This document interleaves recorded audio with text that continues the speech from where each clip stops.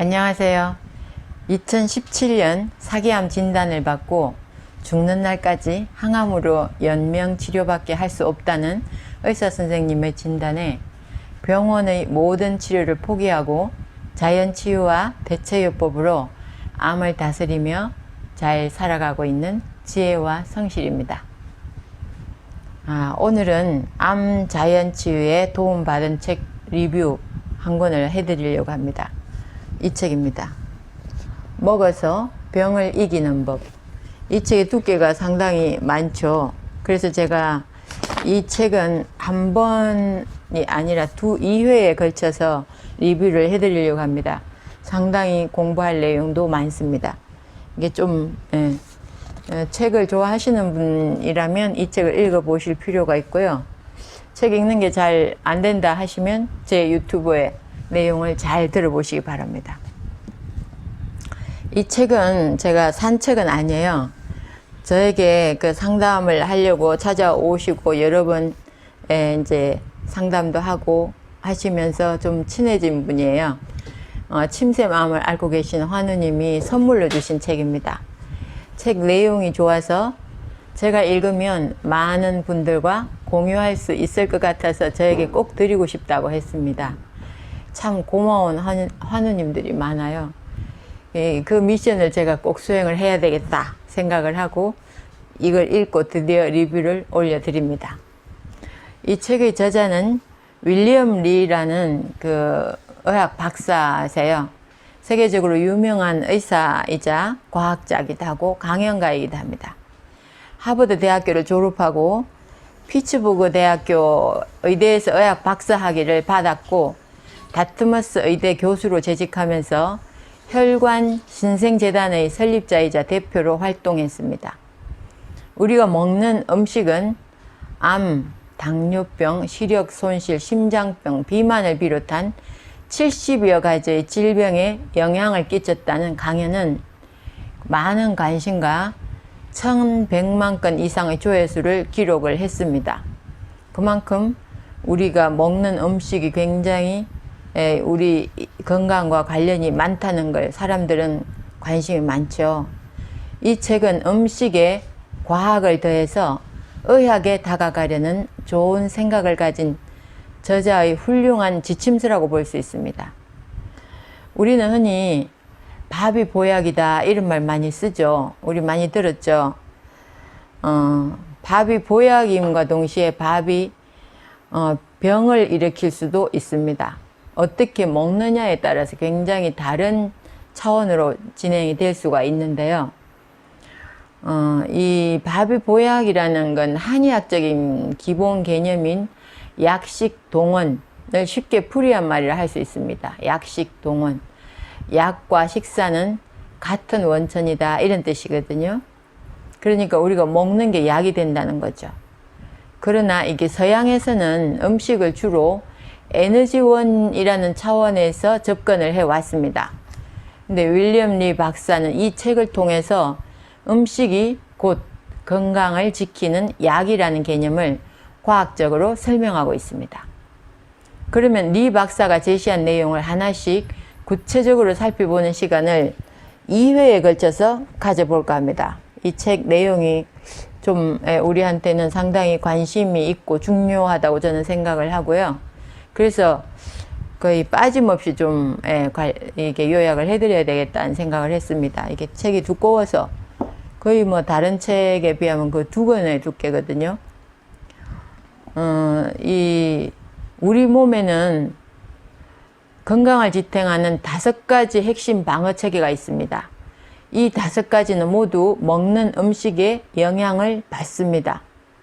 어떤 음식을 먹어야 건강 방어 체계에 도움이 되는지를 알면 식단을 활용을 해서 건강을 유지하고 질병을 이기는 방법을 터득하게 될 것입니다.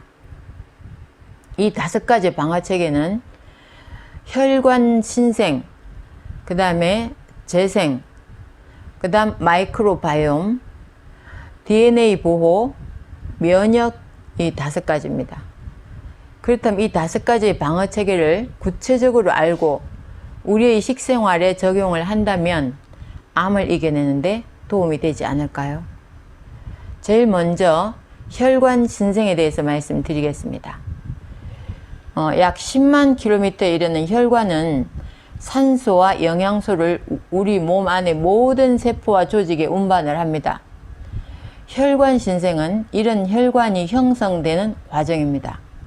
그러나 과도하게 비정상적으로 혈관이 생성되면서 발생되는 게 암, 자궁 내막증, 시력 손상, 관절염, 알츠하이머, 비만 같은 병은 병적으로 혈관이 신생된 결과입니다. 그러니까 혈관 신생은 굉장히 중요하지만 너무 과하게 비정상적으로 혈관이 생성되면 이건 질병이라는 거죠. 혈관이 건강하게 증식되면 신체 기관이 각자의 형태와 기능을 온전히 유지할 수 있지만 혈관이 통제 불가능한 수준으로 과잉 증식되면 질병에 시달리게 됩니다. 그렇다면 건강한 혈관 신생에 영향을 주는 식품에는 어떤 것들이 있는지 알아보겠습니다. 혈관 신생에 영향을 주는 식품 중에 첫 번째로는 건강한 혈관 신생을 촉진하는 식품이 있습니다. 우리가 혈관 신생이 건강하지 못한 거와 건강한 거 두 종류가 있거든요. 특히 암은 건강하지 못한 혈관 신생입니다. 너무나 무질서하게 지 맘대로 막 혈관을 뻗어 나가면서 암이 커지는 거예요. 그러니까 우리가 건강한 혈관으로 그렇게 신생을 촉진할 수 있다면 암에 대해서 대항할 수 있겠죠. 그 음식에는 뭐가 있느냐? 첫째, 사과 껍질이 있습니다. 우리 사과 껍질 다 까서 버리잖아요. 가능하면 유기농을 먹을 수 있다면 더 좋겠고, 유기농이 아니라면 농약 성분 또 벌레 이런 걸 다 죽이는, 없애는 그런 전기 분해를 하는 기계가 있어요. 그래서 헹궈서 먹으면 됩니다. 그래서 가능하면 우리는 껍질째 먹을 수 있어야 된다 생각을 하고요. 그 다음에 또 건체리 있습니다. 체리를 말린 것 같아요. 우리나라에는 건체리는 안 나오지만 이건 건체리에만 있겠어요. 우리나라에서 많이 나오는 인삼, 참깨, 그냥 사과, 양파, 건포도, 보리, 고춧가루, 페퍼민트, 해바라기 씨, 검은 자두, 크랜베리, 호박씨, 블루베리, 적상추, 아마씨, 로즈마리 이런 게 있습니다. 우리가 다 구할 수 있는 거네요. 다 구할 수 있는 것이기 때문에 이건 구해서 많이 우리 식생활에 활용을 하는 게 좋을 것 같습니다. 그 다음에 암의 신생혈관, 혈관 신생을 억제하는 그 식품들도 있습니다. 그러니까 건강한 혈관을 만드는 그런 식품들을 지금 말씀해 드렸고요. 암의 혈관을 자꾸 뻗어나가는 걸 억제하는 그런 식품 말씀드릴게요. 아몬드, 캐비어. 캐비어는 철갑상어 알이라고 하는 게 굉장히 비싸더라고요. 쉽게 먹을 건 아닌 것 같지만 하여튼 그것도 좋다고 했습니다. 그 다음 리치 열대 과일이죠. 그 다음 토마토, 흔하죠. 우리나라에서는 흔하게 구할 수 있으니까 토마토 많이 드시고요. 그 다음 멸치, 우리 멸치 다시물도 내서 먹고, 자잘한 멸치는 볶아서 또 김밥에 넣기도 하고, 밥 비벼 먹기도 하고. 그 다음 체리, 체리는 앵두를 얘기하는 거죠. 지금은 서양 체리도 많이 수입이 돼서 흔하게 많이 팔아요, 마트에. 그 다음 마카다미아, 이거 정확하게 뭔지 모르겠어요. 찾아봐야 되겠습니다. 그 다음 연어, 고등어, 사과, 밤, 앞에서 사과는 또 건강한 혈관 신생을 촉진하는 데도 좋다고 했는데 암이 혈관 신생을 억제하는 데도 좋다고 했습니다. 밤이 있고요. 그 다음 망고는 너무 달아서 저는 좀 잘 안 먹게 되더라고요. 근데 망고도 하여튼 좋다고 합니다. 그 다음 로즈마리, 앞에 나왔는데 또 나오네요. 로즈마리는 그 향이 강한 저거죠. 그러니까 우리 로즈마리 화분에도 얼마든지 키울 수 있으니까 아파트 같은 데서도 화분에 로즈마리 사다가 키우면서 그거 하나씩 따서 우리 샐러드에 넣어서 먹어도 되고요. 그 다음에 또 물을 마실 때 로즈마리 잎 그 가지를 조금 따서 물에다가 담궈서 물을 마시면 계속 로즈마리 향이 나요. 저는 그렇게 많이 해서 먹기도 했거든요. 그 다음에 살구, 닭고기, 바지락, 시나몬 계피를 얘기하는 거죠. 그 다음 치즈, 맥주, 새조개. 근데 치즈를 저는 유제품이라 안 먹고 있는데, 근데 이 책에는 이렇게 나와요. 그 다음에 맥주도 저는 안 먹거든요. 근데 맥주를 뭐 많이 마시는 건 좋지 않겠지만 조금 마시는 건 좋은 것 같아요. 그 다음 새조개, 흰 강낭콩, 정어리, 눈다랑어, 크랜베리, 천도복숭아 요즘 많이 나오죠.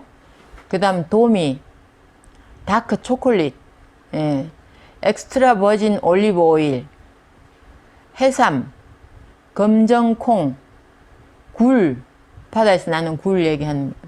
그 다음에 우롱차, 농어, 오레가노. 오레가노는 그 오레가노 기름으로 많이 팔아요. 많이 해외에서 많이 팔더라고요. 그 다음 홍차, 콩, 연어알, 또 복숭아, 블루베리, 피칸, 오징어, 참다랑어, 녹차, 잣, 오징어 먹물, 숭어, 피스타치오. 이것도 껍질째 나오는 거 저거 견과류죠. 그 다음 청경채 우리 많이 먹죠. 자두, 딸기, 넙치, 석류, 브로콜리, 정갱이, 송어, 강황, 케일, 호두, 캐모마일 차, 감초, 적포도주, 방어. 이렇게 생선, 고기, 뭐 닭고기나 또 조개류 이런 것도 지금 여기 혈관 신생을 억제한다고 나오거든요. 그러니까 우리가 너무 채식만으로는 이게 안 된다는 얘기죠. 그래서 여기 이 책에 보면 상당히 다양한 그 식재료가 많이 올라오고 있습니다. 그 내용 중에 많이 나오고 있는데 제가 안 먹는 것들도 있어요. 치즈나 맥주 이런 건 저는 안 먹거든요. 근데 이런 것도 나오네요. 그러니까 너무 단 과일도 안 먹는데 망고 같은 달달한 과일도 나오고. 근데 이제 저는 또 이렇게 단맛에 민감한 암이기 때문에 좀 여기서도 좀 선별을 해야 되지 않을까 이런 생각이 드네요. 그 다음에 두 번째는 재생에 관련된 겁니다. 우리 아까 앞에서 뭐였었냐면 혈관 신생, 재생, 마이크로바이옴, DNA 보호, 면역 이 5가지거든요. 이 5가지 중에 지금 두 번째로 이게 지금 재생의 줄기세포에 대한 내용입니다. 그러니까 골수나 폐, 간, 그 외 체내의 거의 모든 기관에 산재하는 7만 5천 개 이상의 줄기세포 덕분에 우리 몸은 날마다 재생됩니다. 이런 줄기세포들은 평생에 걸쳐서 몸을 유지하고 치료하고 재생합니다. 우리가 어디가 다치잖아요? 그러면 사실 뭐 병원에 안 가도 웬만한 건 다 스스로 낫죠. 그거는 재생하는 기능이 있기 때문입니다. 줄기세포는 항상 활동하고 있지만 나이가 들면 활동성이 떨어지므로 약간의 도움이 필요합니다. 줄기세포를 활성화하는 식품을 섭취하면 장기를 보호하고 유지하는 인체 본연의 능력을 증진할 수 있습니다. 줄기세포를 자극해서 몸 자체의 기능을 활성화하는 방법은 우리가 매일 먹고 마시는 음식을 선택할 때 고려해야 할 완전히 새로운 사고방식입니다. 그런데 여기서 우리가 짚고 넘어가야 할 중요한 것은 줄기세포가 다 몸에 이로운 것은 아니라는 것입니다. 암도 줄기세포를 갖고 있거든요. 암 줄기세포는 지극히 위험한 존재입니다. 현재 암이 있거나 과거에 암에 걸린 적이 있다면 암 줄기세포를 제거하는 일에 최우선적인 관심을 기울여야 합니다. 암 줄기세포를 없애는 약은 아직 나오지 않았다고 해요. 암 줄기세포의 활동을 억제하는 식품과 그 식품에 든 생리활성 물질들이 갈수록 많이 밝혀지고 있습니다. 그러니까 약은 없다고 하지만 식품으로 얼마든지 제어할 수 있다고 나오니까 어떤 식품이 암 줄기세포를 막을 수 있는지 자세히 공부를 해볼 필요가 있겠죠. 다행히도 암 줄기세포를 막는 식품은 몸에 이로운 줄기세포들에게는 해가 되지 않고 도움이 되므로 어떤 음식이 암의 줄기세포를 줄일 수 있는지 알아두고 먹거리를 준비할 때 꼭 생각을 하면서 준비하면 좋겠습니다. 지중해와 아시아 지역의 식단에는 줄기세포의 이로운 식재료가 많이 포함된다고 이 책에는 나옵니다. 여기서 우리가 명심해야 할 부분은 지방이나 염분, 당분 함량이 너무 높은 음식을 섭취하는 것은 그 습관은 줄기세포가 재구실을 못하는 바람직하지 못한 상황을 초래한다는 것입니다. 그러니까 우리가 너무 지방, 고기가 많이 이렇게 기름이 많은 거, 그 다음에 또 너무 소금기가 많은 거, 염분은 너무 많아도 너무 적어도 건강에 해롭습니다. 적당히 맛이 있을 정도, 우리가 간이 안 맞으면 사실 음식 맛이 없거든요. 그래서 간을 음식 맛이 있을 정도로 맞춰주는 그 정도는 염분을 섭취를 해야 됩니다. 그 다음에 당분 함량이 높은 음식은 이거는 암 줄기세포를 도와주는 굉장히 나쁜 음식입니다. 그래서 우리가 당분은 좀 조심할 필요가 있습니다. 정상적인 줄기세포가 재구실을 하지 못하면 암의 줄기세포는 더 빨리 확산될 수 있으므로 암 줄기세포를 키우느냐 정상 줄기세포를 키우느냐는 우리가 먹는 음식에 엄청난 영향이 있다는 것을 명심해야 할 것입니다. 특히 자색 감자는 암을 촉발하는 치명적인 줄기세포를 없앨 수 있다고 이 책에 나옵니다.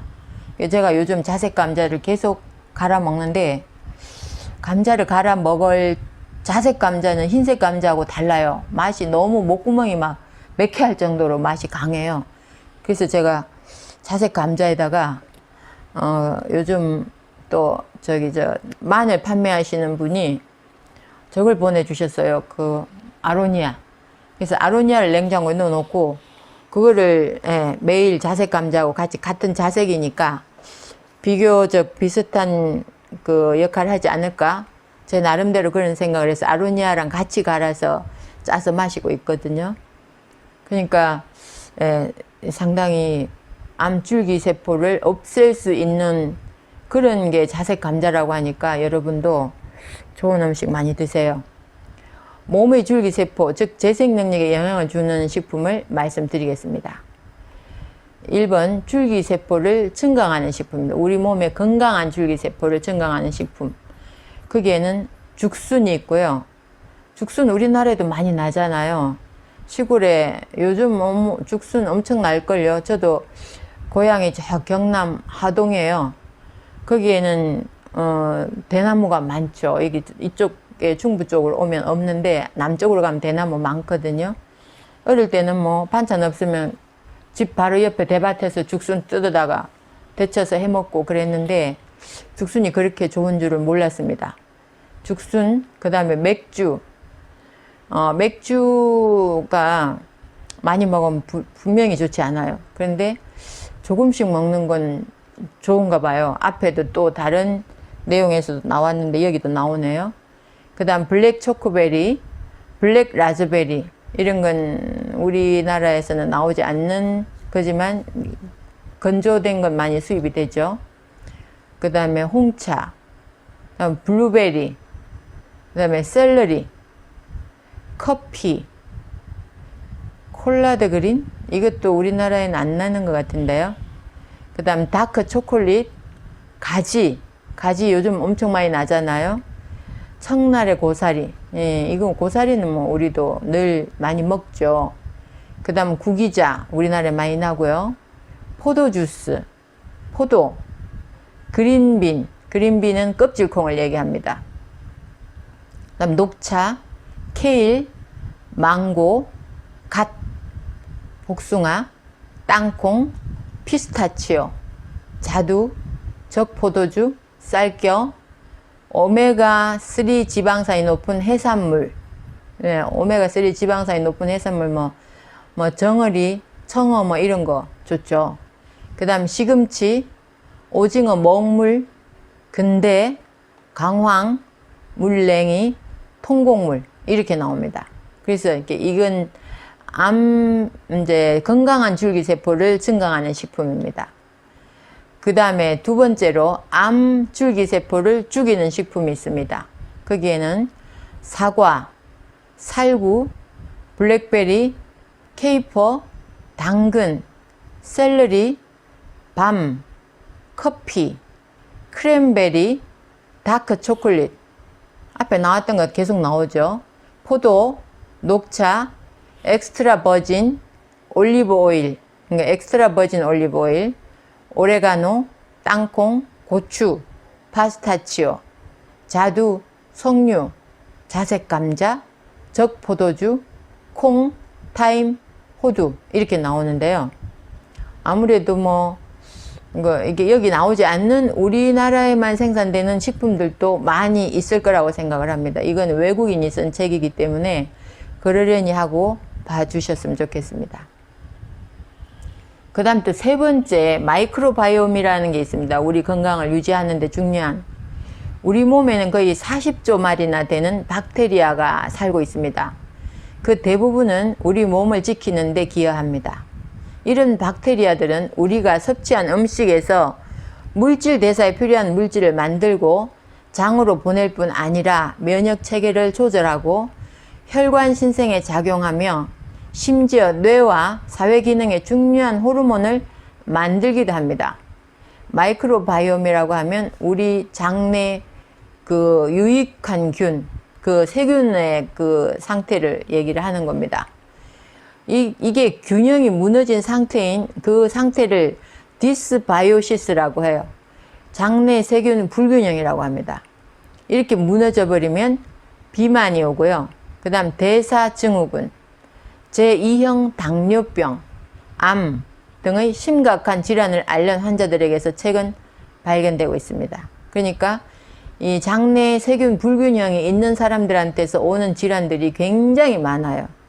이런 질환이 있는 사람은 몸에 나쁜 식습관, 또 환경적인 요인, 이게 스트레스를 과하게 받는다든가 이렇게 해도 상당히 장내 세균의 불균형이 심각해진다고 했거든요.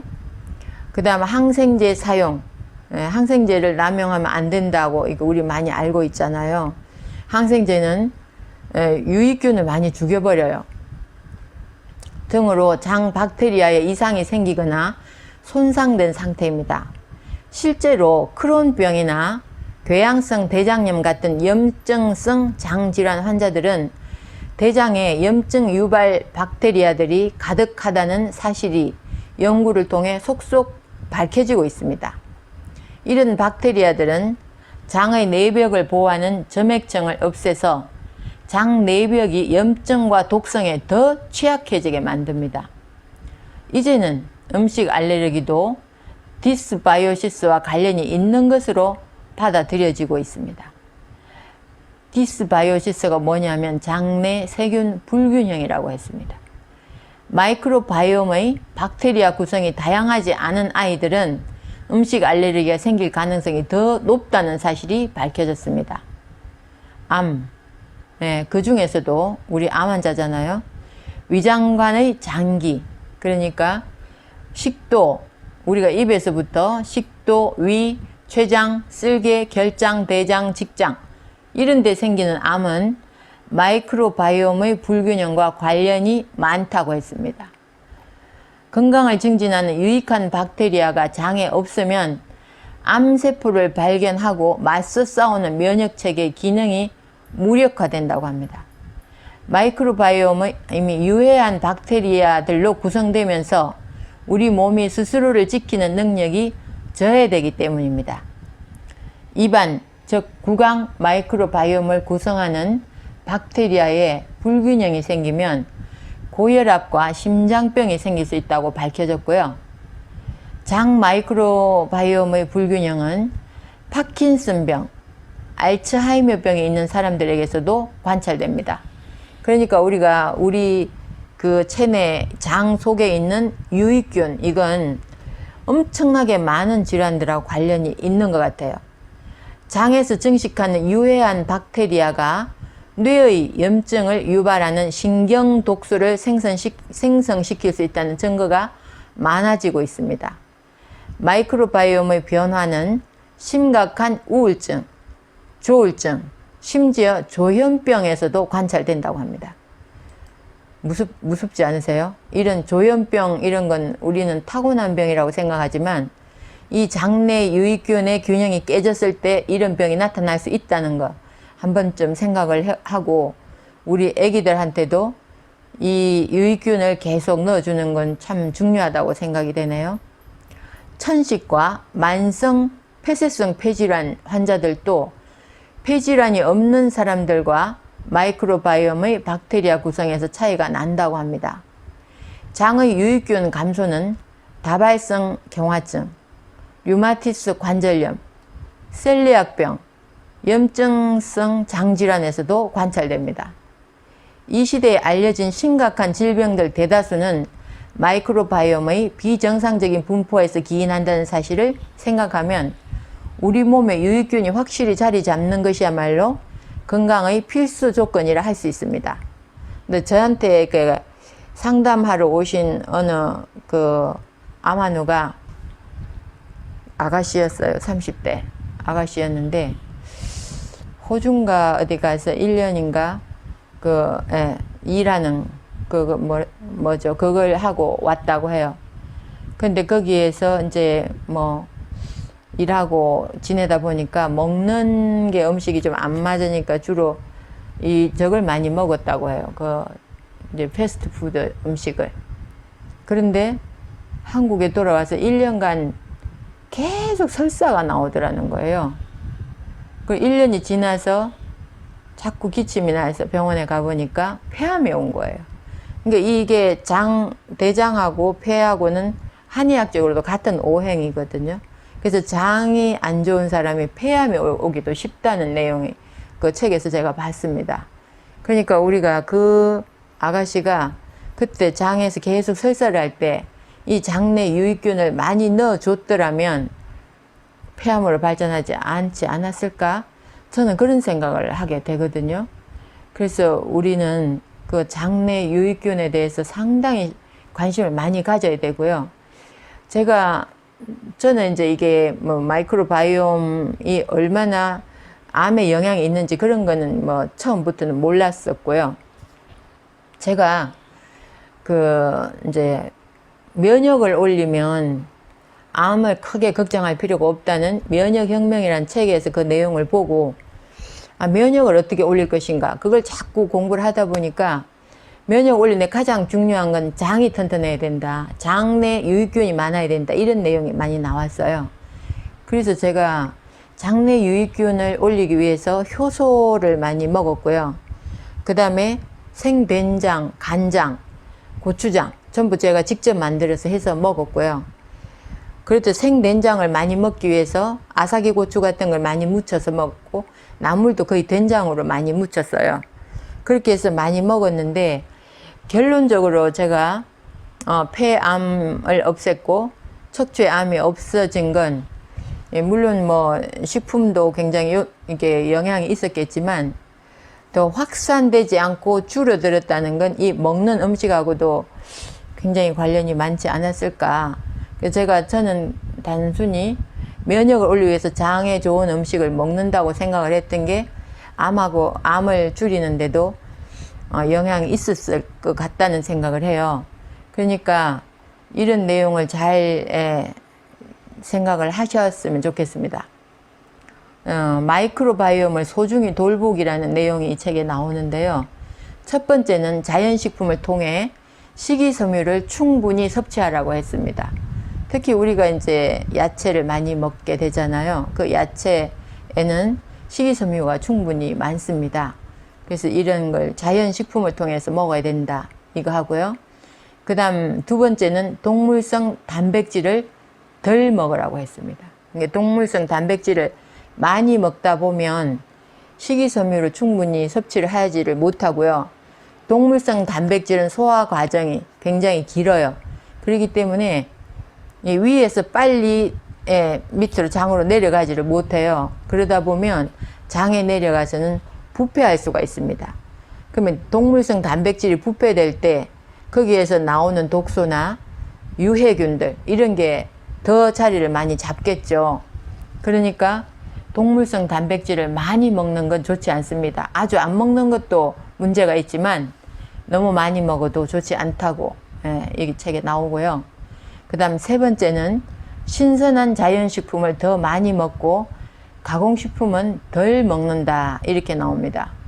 덜 먹는 게 아니라 아예 먹지 않는 게 좋을 것 같습니다. 가공식품은 가능하면 신선하게 그때그때 원재료를 사서 해먹는 거 그게 더 중요하다고 보고요. 마이크로바이옴에 영향을 주는 식품을 말씀드리겠습니다. 첫 번째는 프로바이오틱이 있습니다. 프로바이오틱. 우리가 프로바이오틱, 프리바이오틱 이렇게 나누잖아요. 프로바이오틱은 실제로 유익균에 해당되는 겁니다. 여기에는 까망베르 치즈라는 게 있다고 하고 고다 치즈 이게 두 가지를 예를 들었는데 우리는 이런 치즈를 구하기가 쉽지가 않죠. 그래서 저는 또 유제품에 대해서는 조금 거부감이 있어요. 그래서 안 먹는데 김치 이건 굉장히 우리 전통 음식 중에서 우리 건강을 유지하는 데 굉장히 중요한 거라고 생각을 합니다. 우리 젊은 사람들 김치 잘 안 먹는데 김치 많이 드세요. 김치는 종류별로 뭐 물김치에서부터 뭐 배추김치, 뭐 총각김치, 뭐 고들빼기 김치 엄청 많잖아요. 그 김치 종류별로 많이 해 놓으시고 이거는 뭐 발효시켜 가면서 먹는 거니까 김치 냉장고에서는 또 빨리 안 쉬잖아요. 그래서 굉장히 김치 많이 드시라고 저는 권하는 입장입니다. 그 다음에 발효빵이 있습니다. 이 책에 나오는데 이 발효빵도 발효종을 어떤 걸 쓰느냐에 따라서 건강에 유익한 것도 있고 유해한 것도 있습니다. 그러니까 우리가 이제 빵을 건강빵을 만드는 데가 몇 군데 있는 걸로 알고 있는데요. 발효빵 이것도 좋다고 합니다. 발효종을 천연 발효종으로 쓰는 빵을 가능하면 드셨으면 좋겠습니다. 그 다음 요구르트가 있습니다. 요구르트는 뭐 굉장히 우리 장에 좋다고 많이 나오는데 우리는 요구르트 아니어도요. 저는 그 청국장 환을 많이 먹습니다. 식사 때마다 이 검은 콩하고 흑마늘을 섞어서 만든 청국장 환이 있는데 저는 식사 때마다 그걸 들고 다니면서 먹거든요. 그러면 변이 굉장히 정말 건강하게 잘 나옵니다. 그 다음 된장, 아까 말씀드렸죠. 생된장을 많이 드시라고. 근데 된장 만들 때 어차피 간장은 또 나오는 거잖아요. 간장. 많은 음식을 지금은 제가 거의 시중에서 판매되는 진간장 쓰질 않아요. 쓸 일이 없더라고요. 안 써버릇하니까 쓸 일이 없어요. 그 다음에 고추장. 직접 제가 고추장도 다 만들어서 먹고요. 청국장도 띄어서 먹어요. 근데 지금 여기 이제 제가 여기로 온 이후로는 제가 청국장 안 띄웠는데 집에 있을 때는 많이 띄웠습니다. 그래서 청국장 띄워가지고 생으로 갈아서 먹기도 하고 또 갈아서 이 샐러드에 얹어서 먹기도 하고 이렇게 먹는 방법은 다양하게 응용할 수가 있어요. 그래서 이런 발효 음식들을 많이 먹는 건 프로바이오틱, 유익균을 직접 넣어주는 겁니다. 그러니까 이 유익균이 직접 들어가는 거에서 특히 우리 청국장 같은 건 이게 살아서 장까지 잘 도달을 한다고 했어요. 그러니까 다른 거 엄청 비싼 프로바이오틱스를 사 먹으려고 애쓰지 마시고 뭐 청국장 만들어 드시는 것도 상당히 효과가 있으리라고 봅니다. 그다음 두 번째로는 프리바이오틱이 있습니다. 프리바이오틱은 프로바이오틱, 그 유익균의 먹이가 되는 거예요. 그래서 그 먹이도 새로운 유익균을 자꾸 넣어주는 것보다 유익균이 들어가고 그 먹이를 넣어줘서 얘들이 거기서 잘 살게 만들어주는 게 더 중요하다고 했거든요. 그 프리바이오틱에는 살구, 렌틸콩, 노루궁뎅이 버섯, 아스파라가스, 망고, 죽순, 강낭콩, 검정콩, 엑스트라 버진 올리브 오일, 홍차, 우롱차, 청경채, 복숭아, 브로콜리, 완두콩, 양배추, 석류 주스, 콜리플라워, 체리, 적포도주, 병아리콩, 표고버섯, 크랜베리 주스, 토마토, 다크 초콜릿, 순무, 녹차, 호두, 케일, 양송이버섯, 키위, 통곡물, 이런 게 다 프리바이오틱이라고 했습니다. 그러니까 우리가 뭐 먹는 대부분의 야채에 또 뭐 이런